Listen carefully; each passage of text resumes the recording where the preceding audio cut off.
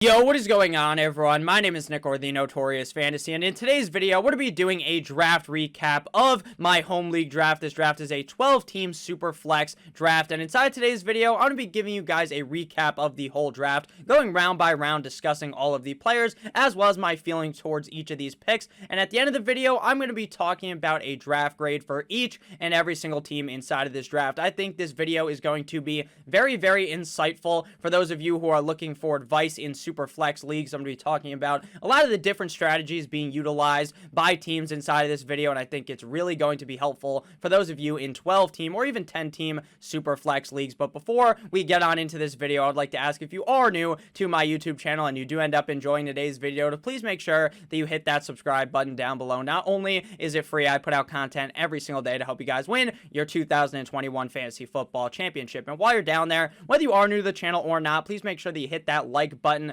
down below to help boost this video up the algorithm so that more beautiful people like yourself can see today's video. I would also like to let you guys know that my articles and my rankings are available for free on awesemo.com. The link to both of those will be in the description as well as in the pinned comment. So without further ado, let's get into the video. So we begin in the first round, and at the 101, the first overall pick in a SuperFlex league, you are basically faced with one or two players you're going to be drafting. You're either going to go with Christian McCaffrey or Patrick Mahomes. Now, personally, to me, it's basically a coin flip. It is a true toss-up because you could either go one way or the other, and I wouldn't judge you either way. If you go with Christian McCaffrey, I understand it. You want to get the best running back in fantasy football, a guy that could potentially average 30-plus points per game in PPR, and that is going to give you an edge at the running back position. Or you go ahead and get one of the most reliable quarterbacks in fantasy football. You know every single week that you just have your starting quarterback that's going to put up consistent points.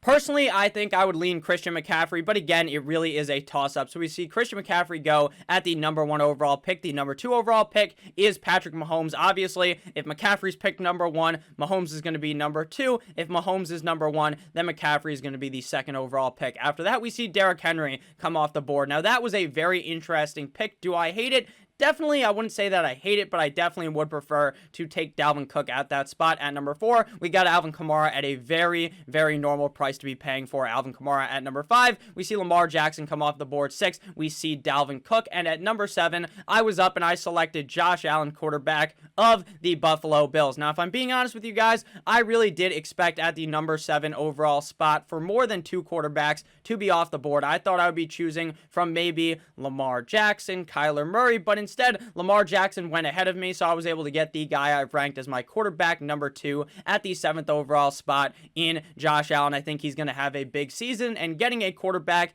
at the 7th pick with the value of a guy like Josh Allen, who I think could be the number 1 quarterback in fantasy football for 2021, to me was kind of the best case scenario for me. At number 8, we see the short king himself, Kyler Murray. Number 9, Aaron Jones. Number 10, Devontae Adams. 11, Ezekiel Elliott. And 12, Austin Eckler. So we only see one wide receiver go inside of the first round. A whole lot of quarterbacks inside of the first round as well, which is going to be very, very typical for a super flex draft. The second round opens with Justin Herbert, the pervert, followed by Travis Kelce. Now, Travis Kelce is, in my opinion, one of the most confusing players to try to figure out in a super flex league, because obviously, if you're in a 1 quarterback league, that tight end positional advantage is super, super important. A guy like Travis Kelce, who you know week in, week out is going to be super consistent, and you don't have to worry about the tight end position. Whereas if you wait super late in your draft, you're kind of feeling a little bit dicey at the tight end position. You may draft someone, they may end up completely sucking ass, and then you have to keep switching them in and out every single week. With Travis Kelce, you have that consistent player. But in a super flex league, I'm not too sure how interested I am in the tight end position, because personally, I do not value it to be as important. Now, inside of the second round, obviously, it is a fine pick, but that's kind of a question I would like to pose to you guys. What do you guys think about the tight end position in a super flex league? Are you guys looking to maybe be a little bit more aggressive like Kevin did here and get Travis Kelce inside of the second round, or would you rather kind of wait until maybe the 3rd, 4th round, see if Darren Waller falls to you, or maybe you just wait till the end of the draft to get a tight end because you don't believe it is as important in a super flex league, which is kind of my stance on it. At number 15, we see Aaron Rodgers come off the board. 16, Russell Wilson. 17, Stephon Diggs. So I was very surprised to see Aaron Rodgers as well as Russell Wilson go ahead of Dak Prescott. that Dak Prescott is banged up. There's a potential that that injury could linger into week 1 and potentially even longer. But I had already selected Josh Allen. I was going into the second round. I was 100% sure I was going to go either running back or wide receiver at this pick. I thought the value at running back or wide receiver was fine. Tyreek Hill was still on the board, a guy I feel like could easily be the number 1 wide receiver. So I was like, you know what? I'll probably end up taking him with this pick. But then I realized that Dak Prescott was there, who I could stack with Josh Allen and have 2 potential top 5 quarterbacks in my starting lineup. Now, this is not a strategy that I normally do. I don't normally in the first 2 rounds double pump on the quarterback position, but with the value that fell to me, I felt as though I had to select Dak Prescott at that pick. Again, it was definitely risky, but it's a risk I was willing to take. At number 19, we see Tyreek Hill come off the board. 20, Nick Chubb. To me, a little early for Nick Chubb, but not necessarily based upon ADP, but I don't really like Nick Chubb that much, if I'm being completely honest with you guys. I think he's a fine running back. Had Kareem Hunt just, fairy dust sprinkled on top of him and he disappears, then bada bing, bada boom, Nick Chubb could be a top 5 running back in an ultra run heavy offense. But with Kareem Hunt there, I'm not super in love with Nick Chubb again. He's a fine pick at this spot, just not what I would personally do. At 21, we see Tom Brady come off the board. To me, that was a little bit of a reach, but none of us have ever played in a redraft SuperFlex league. So things like this are going to happen. A lot of quarterbacks go very, very early on, and you need to be ready for the quarterback run to happen, because in this video, we will see it happen, and it goes very, very fast. 0 to 100 with these quarterbacks flying off the board. At 22, we see Saquon Barkley, 23, Jonathan Taylor, and 24, DeAndre Hopkins. I love the Saquon Barkley and the Jonathan Taylor pick at the end of the second round. A lot of people are really not necessarily even sleeping on Saquon Barkley or Jonathan Taylor, because there's clear injury issues with Saquon Barkley. There was the injury concern with Carson Wentz, the injury concern with Quentin Nelson, their offensive lineman, but now it appears that Carson Wentz is likely going to be good to go for week 1. In my opinion, that really does boost up Jonathan Taylor's value, because now I believe this offense will now be able to actually move the ball at a solid pace. Had Jacob Eason been under center, had maybe Sam Ehlinger been under center, I'm not too sure how trustworthy I would be of a guy like Jonathan Taylor, because how are you really going to run if the offense just cannot move the ball with those quarterbacks under center?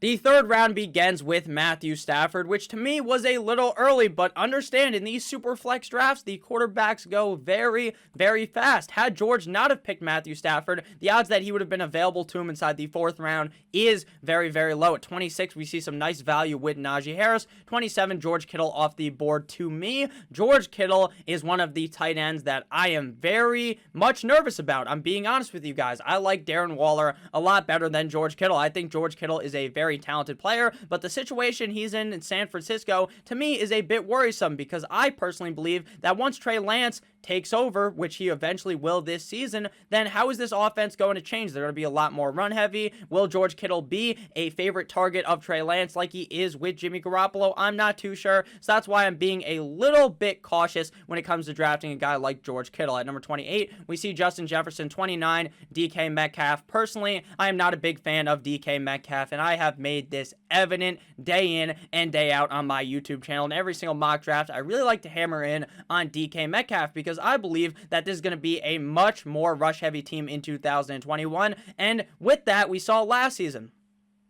Tyler Lockett goes off, Metcalf plays like shit. Metcalf goes off, Lockett plays like shit, and that is going to be a very confusing situation. Again, I think DK Metcalf's a great player, and if they are able to pass the ball a lot this season, Metcalf could easily be a top 5 wide receiver, but that's just really how I see the situation. At 30, we see A.J. Brown, and at 31, I went ahead and selected Calvin Ridley to match with the 2 quarterbacks I went with in Josh Allen and Dak Prescott. I believe that right here, it was between Calvin Ridley and Antonio Gibson. I personally leaned with a wide receiver that I believe has top 3 potential and could potentially finish as the number 1 overall wide receiver in 2021. He is a guy that I am very much having my eyes on in every single draft, because I think the Atlanta Falcons are going to pepper this guy with targets this season. I do like Antonio Gibson as well, but I don't really see too much of a chance Antonio Gibson finishes as the number 1 running back, whereas I do think that is potential for Calvin Ridley at 32. Like I said, Antonio Gibson came off the board, followed by Darren Waller, Joe Mixon, Clyde Edwards-Helaire, and Allen Robinson to close out of the 3rd round. probably the most interesting thing to talk about here is how much the quarterbacks slowed down inside the third round. We saw Matthew Stafford go right off the rip to George, and then inside of this round, we don't see any other quarterbacks go. So it's very interesting how runs can happen. Then the quarterback position just basically is on a standstill, and then the fourth round could open, and you could see 6,000 other quarterbacks come off the board. So it's very fun to play in these super flex leagues because things happen so differently from draft to draft, and that's why I really advise you guys mock draft a bunch to prepare for your leagues. And I hope this video helps you guys prepare for them if you are in a super flex draft. If you guys have ended up enjoying thus far through the video, I would really appreciate if you could hit that subscribe button down below if you're new, and if you're not new, or even if you are new, please make sure that you hit that like button down below. I really like Najee Harris at 26. I think I already said that earlier, but I think Najee Harris does have top 10 running back potential. The fourth round opens with Ryan Tannehill, followed by Jalen Hurts, David Montgomery, and Joe Burrow. So we saw in the third round that huge lull after the first pick in the third round, no new quarterbacks, but in the fourth round, we see 3 out of the first 4 picks of the fourth round be quarterbacks. Runs happen all the time in these drafts, and we see it very evident there. I like Tannehill. With Jalen Hurts, I am definitely pretty nervous because I don't think we're going to see him play at all in preseason, and I really wanted to get that confirmation bias of seeing him play well in preseason for me to be 100% confident in Jalen Hurts. Am I telling you that I'm completely out on Jalen Hurts? No, but I do definitely worry about selecting him. Joe Burrow is definitely still going to be somewhat banged up going into the season. He's not going to be 100%, but I believe with how bad this defense is, how pass heavy this offense is, Joe Burrow should be able to succeed in this offense. Definitely would have taken him ahead of Jalen Hurts. After Joe Burrow came Keenan Allen, and then I went with CeeDee Lamb. I was faced again with another very, very tough decision. Should I go ahead and lean with the running back, get J.K. Dobbins, who I believe could have top 12 potential, or go with CeeDee Lamb, who I think could have top 5 potential, and I can stack with my quarterback in Dak Prescott? That's ultimately the decision I ended up making. Normally, I am someone that likes to go running back very, very early on in drafts, even in 2 quarterback super flex leagues, but how the draft fell to me showed me that, hey, I would much rather go wide receiver here. I think the value is much better. That's why I always tell you guys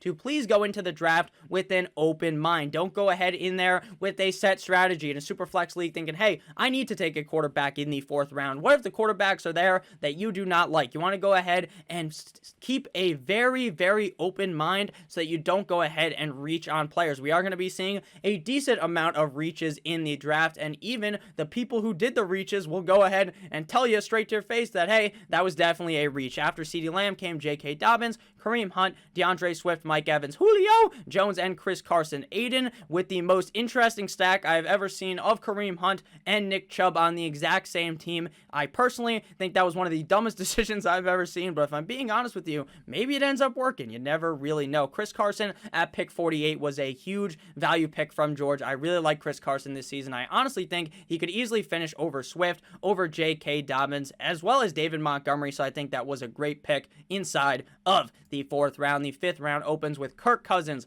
Matt Ryan, Big Ben, Baker Mayfield, and Trevor Lawrence.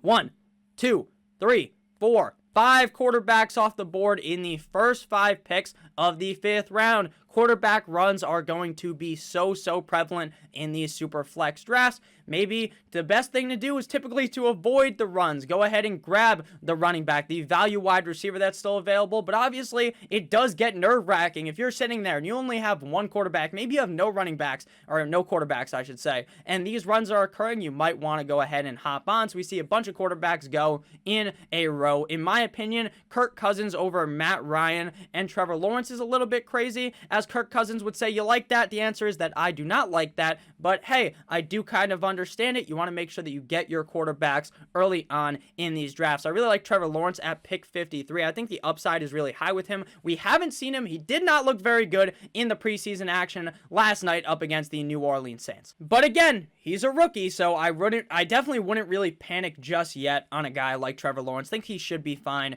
this season. At 54, we see Chris Godwin come off the board, and then I'm up at 55. 5. And while I'm sitting here, I'm looking at the running backs, and I see that Mike Davis is available, Myles Gaskin is available, and based upon how the NFL has their ADP, I was like, you know what, inside of the next round, I think one of those running backs, or potentially both of those running backs, will be available, so I could pick and choose from them. So I'm like, fuck it, let me get Terry McLaurin, another wide receiver that I believe could finish inside the top 10 to pair with my other 2 wide receivers who I believe could be in the top 10. So I'm thinking, man, I'm building this fucking super squad, like I'm building them out of Legos. I'm thinking this is going to be great. In the next round, I'm going to get Gaskin, I'm going to get Mike Davis, and spoiler alert, neither of that happens. I did get Terry McLaurin here, who I love with Ryan Fitzpatrick. Ryan Fitzpatrick really looks to lock onto one wide receiver. We saw it in 2019 with the Dolphins, Devontae Parker having that excellent season. I think Terry McLaurin is in for a big year in 2021. After I went with Terry McLaurin came Robert Woods, who I was definitely considering there as well. And then we see Deontay Johnson come off the board. One of my favorite wide receivers inside the middle rounds of drafts. Was a little early, maybe, but if I'm being honest with you, I did like him a little bit more than some of the other wide receivers that were on the board. And then at 58, we see probably the biggest reach of the draft. Johnny went ahead and drafted Derek Carr of the Las Vegas Raiders at pick 58. To me, Derek Carr's like my quarterback 20-something. He's safe, and sure, that's fine. But if I have Aaron Rodgers already on my team, I'm fine waiting. I'd rather go ahead and get a guy like Tua, get a guy like Trey Lance, get a guy like Justin Fields with much more upside than Derek Carr, because to me, Derek Carr is a very safe pick, and I would definitely be looking for upside to match with Aaron Rodgers. After Derek Carr came Amari Cooper, and Brandon sniped me on Mike Davis, which made me very sad in the pants. At number 6, we began with Adam Thielen, followed by Cooper Kupp, Tyler Lockett, Myles Gaskin, Miles Sanders. So I'm sitting here, I'm thinking, you know what? Mike Davis is gone. I'm going to get Myles Gaskin. Everyone on here who is not new to the channel knows that I am a humongous Myles Gaskin truther. I've been talking about Myles Gaskin potentially being a top 12 running back for basically the whole fucking offseason. In week number 1 of preseason, this guy gets outstaffed by Malcolm Brown. Everyone panics. Everyone's running away. They're going left. They're going right. And you know what I tell you? Hold steady. Myles Gaskin's going to be fine. He plays big in week number 2 of the preseason, not scoring 1, but 2 tutties in that game. And I'm like, man, Myles Gaskin's going to fall to me. I know Mike is ahead of me, but I'm not too sure Mike's going to take Myles Gaskin. I think I'm free. And then boom, Jamie went ahead and took Myles Gaskin, which sucks for me, but honestly, it is what it is. After that was Miles Sanders, who I'm not a fan of, so I was glad I was able to get Darrell Henderson, running back of the LA Rams. I think that Darrell Henderson has a ton of upside. He did end up spraining one of his fingers, I believe it was his thumb, yesterday, which isn't great.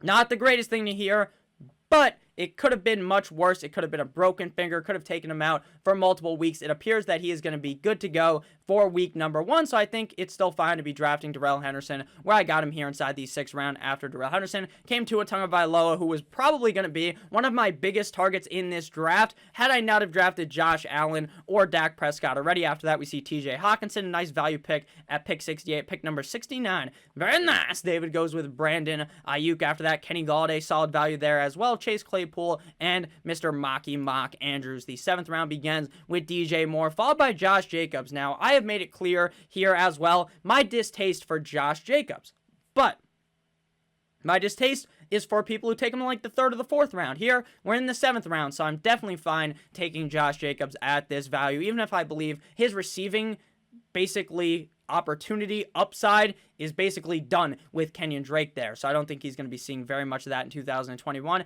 After that, Odell Beckham Jr. Now again, I am someone who does not like Odell Beckham Jr. I believe this team is going to be super duper run heavy in Cleveland. But in the 7th round, in the 8th round sometimes where he falls, I'm fine paying that price. I'm just not fine doing it in like the 4th or 5th round where I've seen him go. In the past 76, we see Kyle Pitts, another kind of player who I'm not over here banging the drum for. I see the upside with. I see him go a lot in the 4th to 5th round. Here in the 7th round, I like the value. 77, we see Michael Thomas. Michael Thomas probably would have fallen to Aiden inside of maybe the 10th, 11th round. In the 7th round, that is definitely a risk. Again, you can put him on IR, so it's not as bad, but I mean, in the 7th round, I'm looking to draft someone that's probably going to play more than half of the season, and we know at this point Michael Thomas probably will not be doing that with the injury. 78, Robert Tonyan. So now, after Kyle Pitts, after Hawkinson, after Andrews, we are now in the tight end dead zone. The zone where I feel like Tonyan could be tight end 8, 9, 6. Who knows? who gives a fuck, right? These are the tight ends that really don't have that high of a range of outcome. Wouldn't be surprised if he's outscored by a tight end that goes 3 rounds later. So I'm not looking to draft that kind of a tight end. Do I think it's a bad pick? No, but that's not really what I'm looking to do.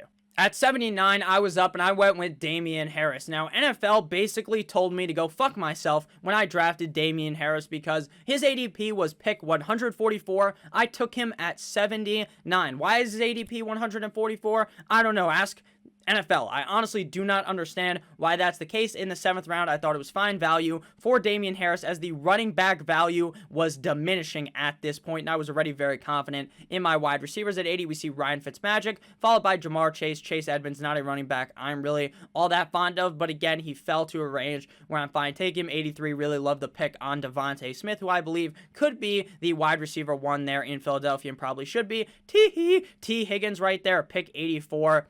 Chef's kiss from Brandon. I personally like that pick a lot more than Jamar Chase because Jamar Chase has really been struggling in training camp, struggled in preseason. I think the rust will eventually come off, but I think T. Higgins is definitely going to be the number 1 receiver there, at least early on in the season. At number 85, we see James Robinson, which may be the steal of the draft because it came out that Travis Etienne is in a walking boot, that he's kind of messed up. There's reports that is a ankle sprain, I believe, was the exact wording. Again, if I get that wrong, I apologize. Anywhere from 4 weeks, maybe 6 weeks, maybe 8 weeks from now.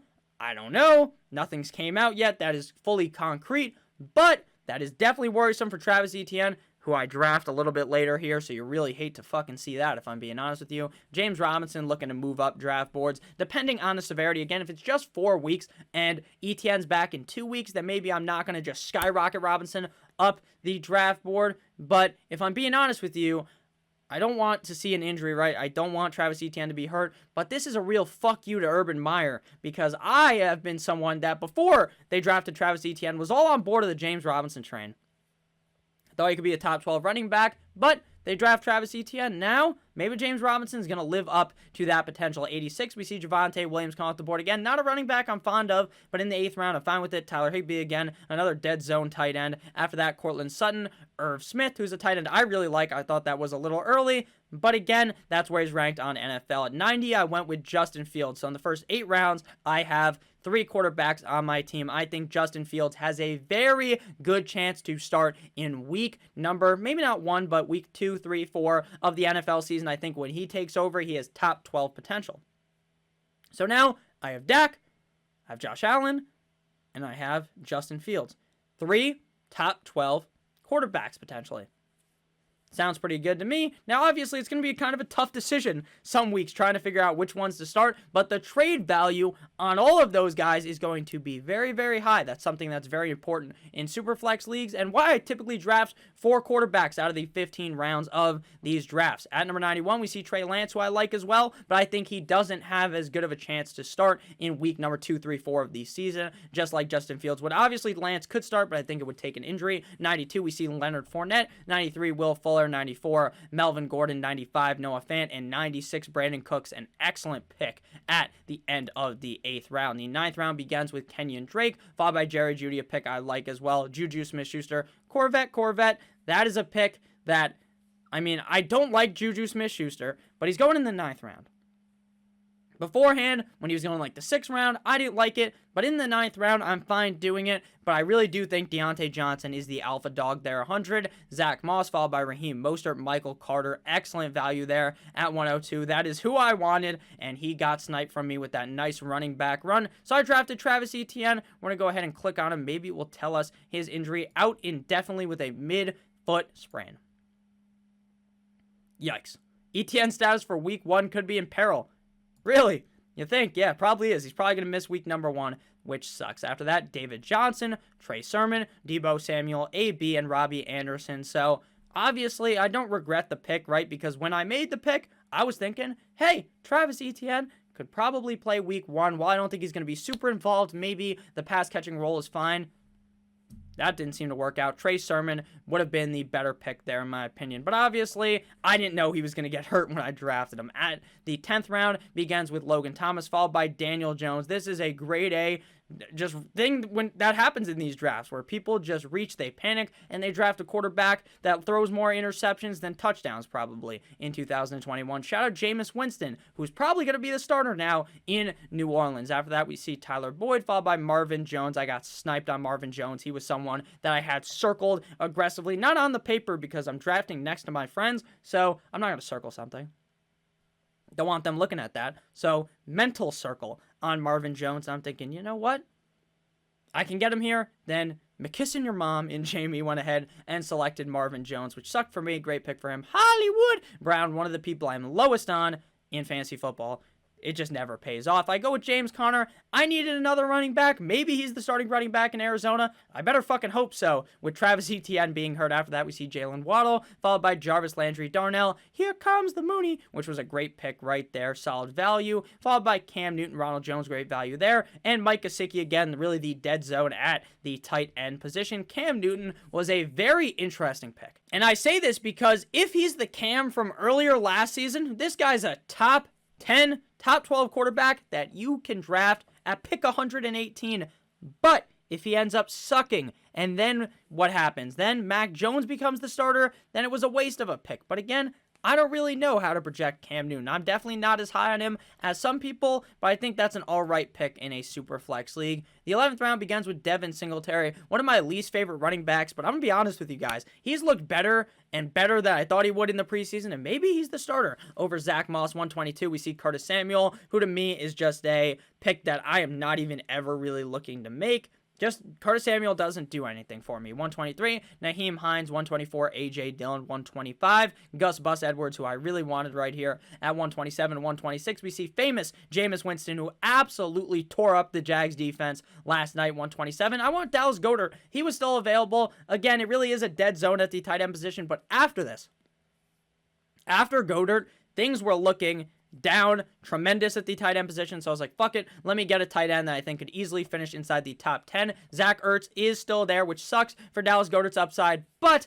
things could be worse for Goedert. After that, we see T.Y. Hilton, who I absolutely hate. Carson Wentz, Corey Davis, excellent pick there. DJ Chark really fell in this draft, and Jamal with 2 A's Williams to close out the 11th round. The 12th round began with Mono Man Sam Darnold, followed by Deshaun Watson. That was a player that I was looking for all draft. I was wondering, where is he going to go? Because Deshaun Watson, if he plays, this is a league-winning pick if he plays. If he doesn't play, it's round 12. It's not league losing, it's just a wasted pick. So it's going to be very interesting to see what happens with Watson. 135, Laviska Shenault. Very interesting to see Marvin Jones go ahead of Chark and Laviska Shenault. You don't typically see that, but I prefer Marvin Jones to them all. After that, Michael Gallup, Tevin Coleman. I went with Mike Williams. I was just looking for an upside wide receiver at this point in the draft. I saw Mike Williams. While he has yet to really pan out for fantasy football, I definitely see the upside with Justin Herbert there. After Mike Williams, we see Henry Ruggs, who I'm not a big fan of. I definitely prefer the other wide receivers there in Vegas. 140, Sterling Shepard, 141. Russell Gage, great value. Michael Pittman, for some reason, is like ranked 50th on the NFL website. So that's a big steal by Nick. Apparently, I picked 142, which is where he should be going. 143, Eazy-E, Young Brick Hands, Evan Ingram. 144, Zach Wilson. I like Zach Wilson a decent amount. Not overly excited for him, but I think he should be pretty fine this season. Elijah Moore. So the stack of the Jets. And then the defensive run started to happen. The LA Rams come off the board. We do not have a kicker in this league. I don't think I mentioned that, but this is basically just a super flex setup. Los Angeles Rams, Rob Gronkowski. Bucks defense, Steelers defense, Tariq Cohen. I went ahead and went with Jacoby Myers. Definitely a little bit of a reach, but I like the upside Myers presents. I probably should have went with Drew Lock because that's who I wanted, but I thought he'd fall into the 14th round. After that, J.D. McKissick, Latavius Murray, Alexander Madison, and Devontae Parker. In the 14th round, I reached up and picked a defense, which I don't really like. A defensive run there. I went with the Denver Broncos. I wanted the defense that I believe to have a very good opening schedule. That's what the Broncos have with the Giants, the Jags, and the Jets the first 3 weeks. After that, Zach Ertz, followed by Jared Cook. Really good pick there. I like Jared Cook on the LA Chargers. I think that this is a solid position for him to be in.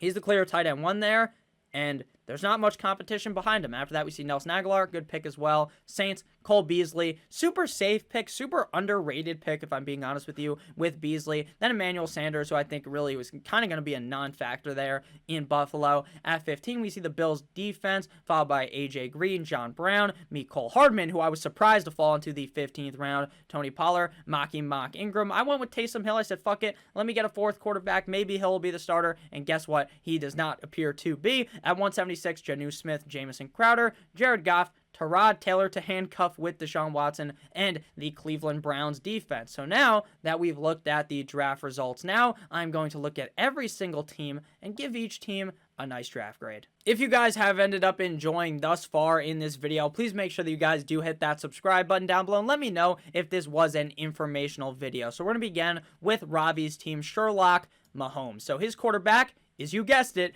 Patrick Mahomes. Running backs, Jonathan Taylor, Najee Harris. Wide receivers, Julio Jones, Chase Claypool. Tight end, Noah Fant. Quarterback, Matt Ryan. Flex, Curtis Samuel, Josh Jacobs on the bench. Ronald Jones on the bench. Cole Beasley on the bench. A.J. Brown on the bench. Jerry Jeudy on the bench. And Evan Ingram. While I said earlier on, I'm not a big fan of Curtis Samuel. Now, I am playing Ravi week 1, so I'm not going to go ahead and give him some tip on who to start, but it's not going to be Curtis Samuel. I think this is a very balanced team. Very interesting to see this star-studded running back crew with a pretty solid wide receivers. Now, I don't like Noah Fant. I think he's one of those dead zone tight ends. He's a solid tight end, but to me, nothing special. I think overall, this is a very good team with depth at the running back position. Josh Jacobs and Ronald Jones, both running backs that you could easily throw into your lineup week in and week out, especially if Ronald Jones takes a stranglehold of that job in Tampa Bay. I think this is one of the better teams in the league, if I'm being completely honest with you. I'm going to go ahead and give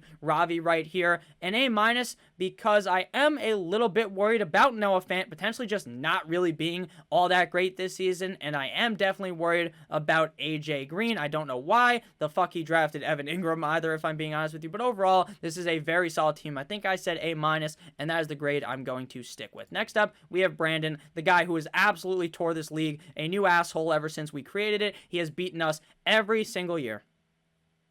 Every single year.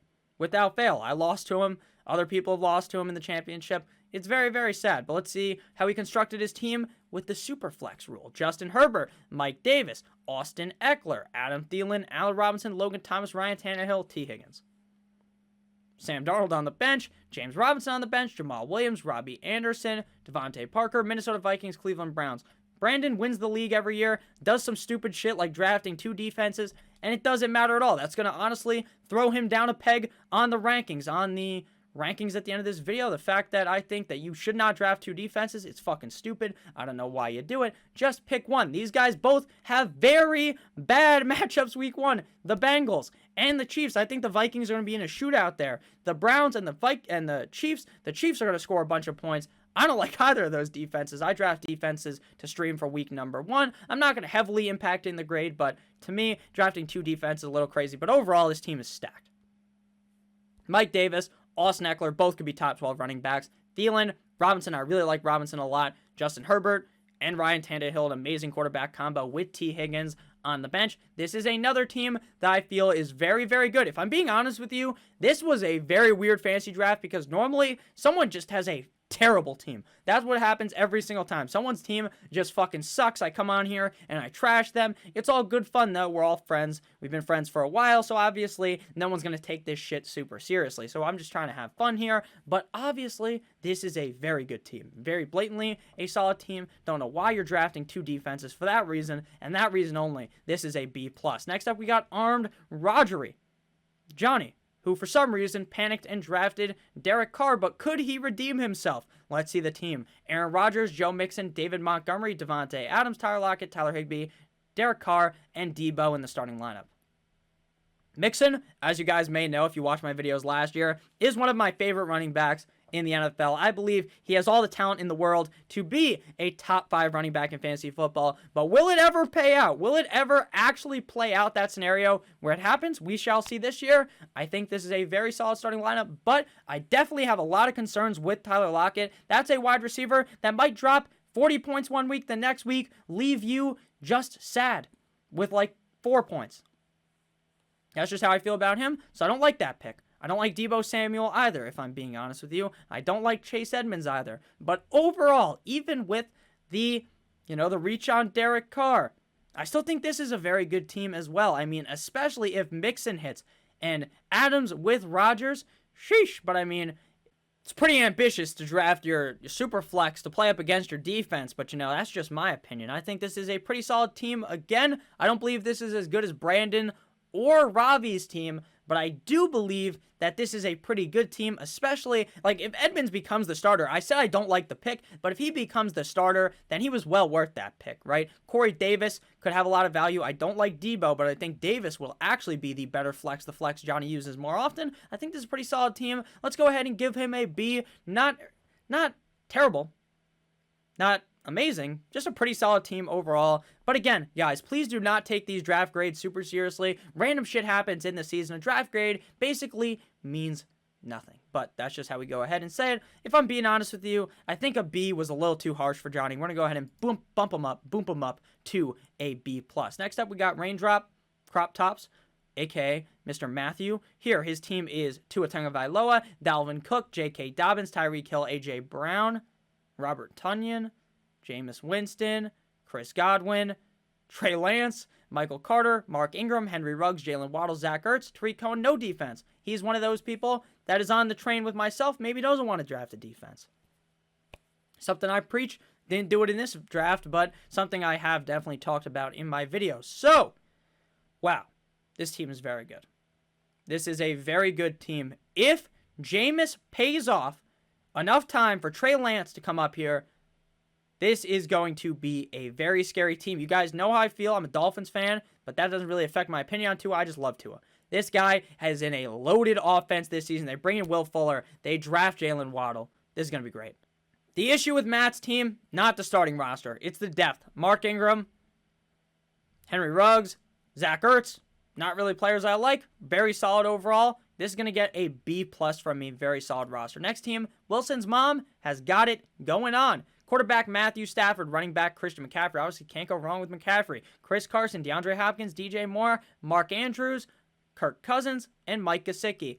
Very good starting lineup. I love Carson. I'm a big fan of Stafford. Not the biggest fan of Hopkins, but he should be a top 5 wide receiver. DJ Moore, if all things click, he actually is able to get a couple more touchdowns. Could be a top 12 wide receiver. Not a big fan of Andrews. I mean, I have him ranked inside the top 5. Not in love with him. I like Kirk Cousins, but not amazing, but against Cincinnati week 1. But obviously, we're not just talking about week 1 only. Mike Gesicki in the flex. I would never flex a tight end, in my opinion. The bench, Zach Wilson, Kenyon Drake, Devin Singletary, Brandon Cooks, Elijah Moore, Emmanuel Sanders. I really like Wilson. I like Drake, and I like Cooks, and I like Elijah Moore. Definitely not the biggest fan of Singletary or Emmanuel Sanders, but overall, this is a very solid team. Like I said, there really is no bad teams in these drafts. This is another team that is just a B+ to me. Next up, Fantasy Savant here with Aiden. Here we got a team that I said it has a wild strategy. Lamar Jackson with the first pick, very good.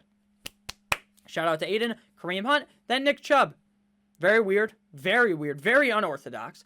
DK Metcalf doesn't have another wide receiver, but it's because he drafted Michael Thomas, put him in the IR, makes sense. TJ Hawkinson, Trevor Lawrence, Leonard Fournette, Gus Edwards, Raheem Mostert, Tony Pollard, Jarvis Landry, Sterling Shepard, and Jared Cook. To me, this just has to be the worst team we've reviewed thus far because of the fact that he drafted 2 running backs on the same team.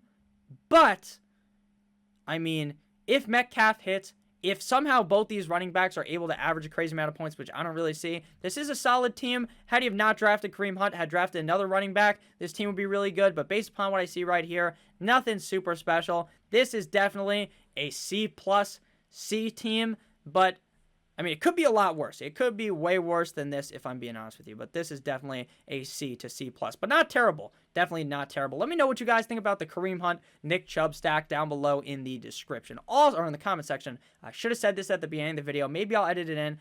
Please comment down below what you guys think about these teams.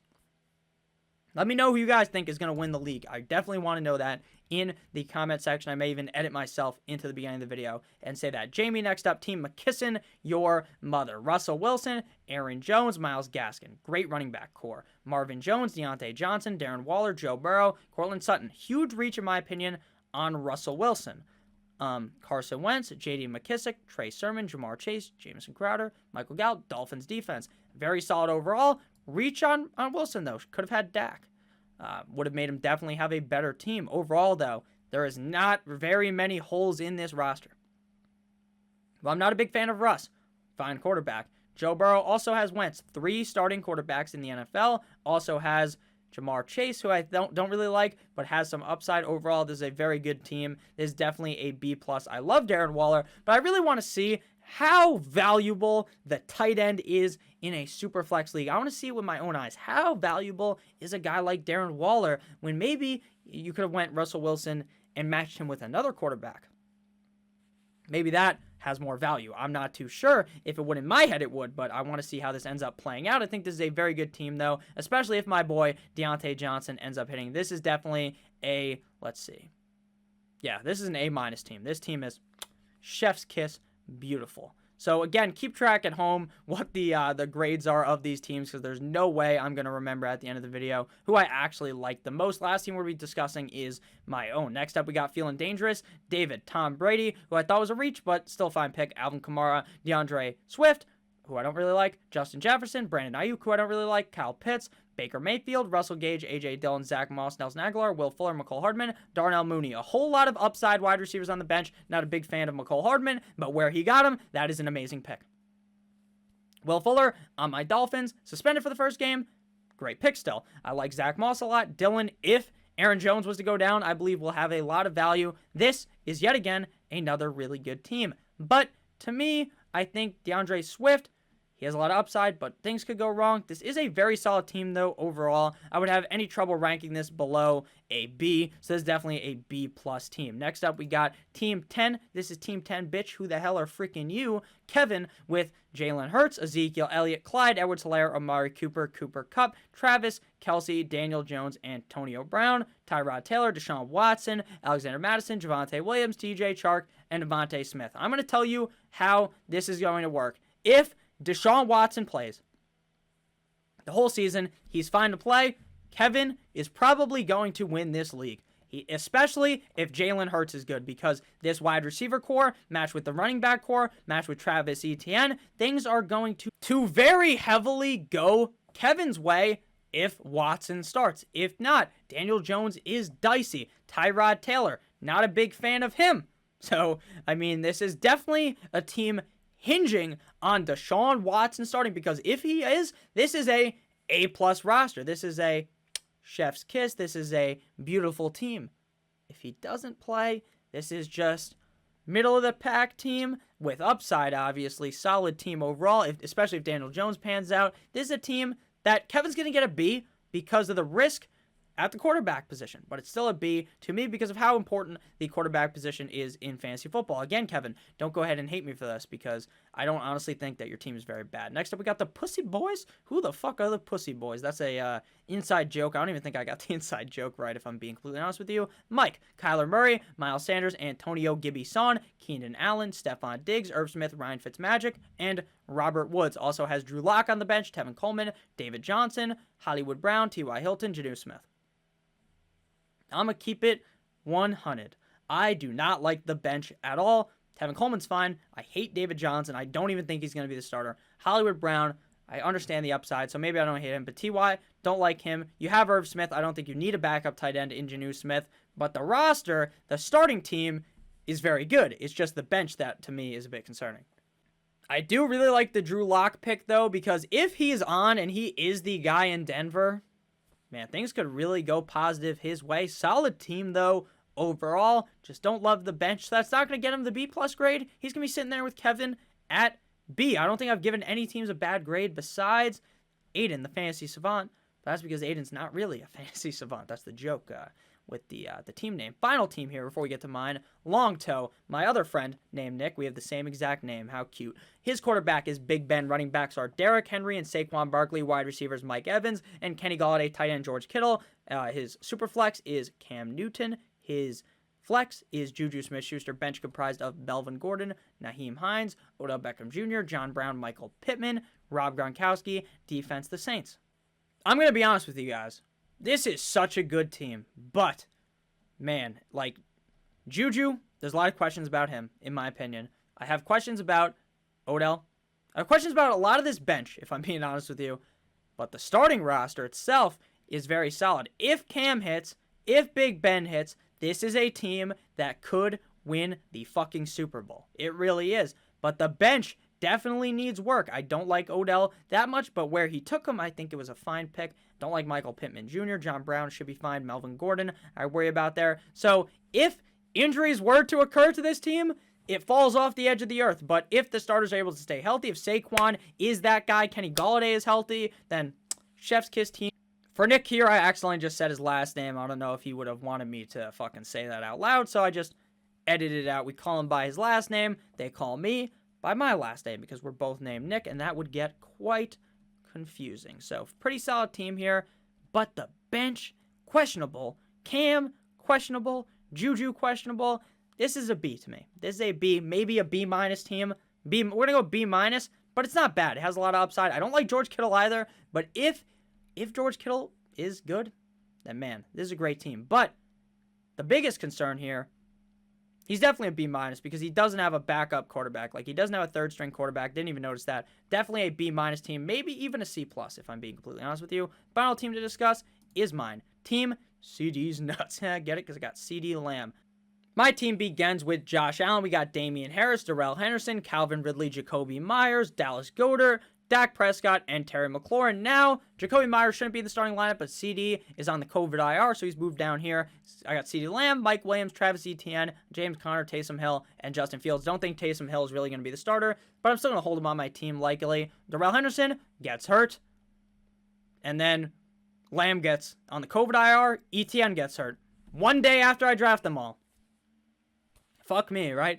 Dealing with the injury bug already. I think my team is solid, but I think there's a lot of risk in this team. There's a lot of risk in taking Josh Allen, then going Dak Prescott, and not getting a for sure, surefire running back one.